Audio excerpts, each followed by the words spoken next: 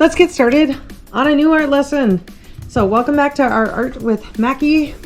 And today we are going to be drawing out near and far hot air balloons. So I'm going to get my paper actually the long way. I'm going to start by writing down my name on my paper.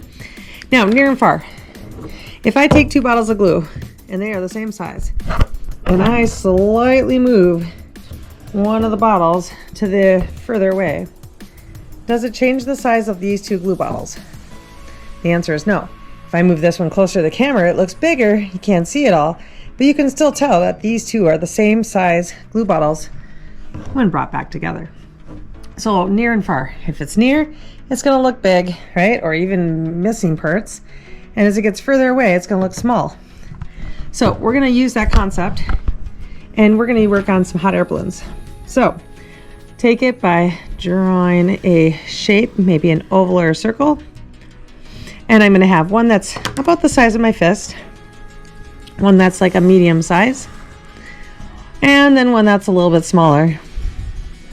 If I really want an extra small, I could make one that's extra small that I could still trace, but is farther in the distance. Then I'm going to go back and I'm going to add some baskets below.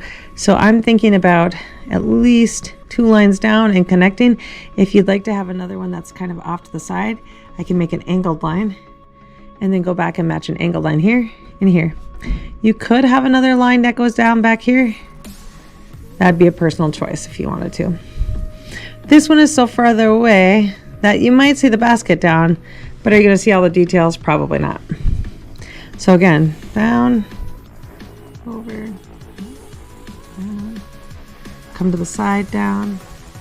This is where you want an angled line. This one's going to go back, back, and across. Could just leave it like that if you really want. Like I said, you could add another line here, come down here, and then from this edge to this edge. Now, I'm going to make one more basket down. And this one's going to have a little bit through my name, so I'm just going to run it right to the edge. Come down the side, angle, angle. If I want the other line.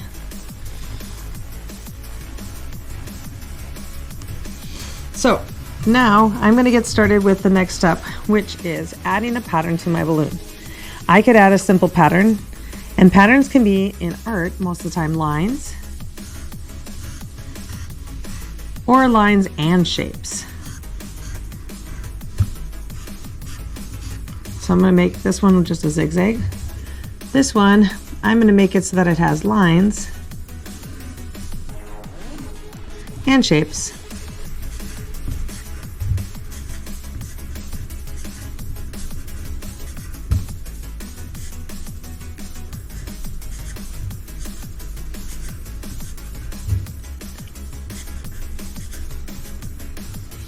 And then on this one, I'm just going to do some shapes.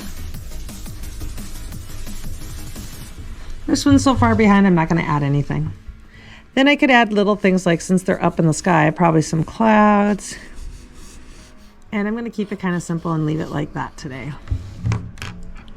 Now the next step is, if you're done with that, you're going to take out your Sharpie and you're going to trace. So I'm going to take my Sharpie, go over all my lines, go do my name, and I'll do the rest of this in speed lapse or time lapse. Now I have everything traced. If I need to, I can go back and erase if I see any extra pencil. But the other part of my project is that I'm going to add some color crayon to my actual hot air balloons and baskets. And then in the background, I'm going to add some of the markers. And then I'm going to show you another technique after that. Those 2 steps I'm going to do in fast forward, and then I'll come back and show you the other parts in regular speed.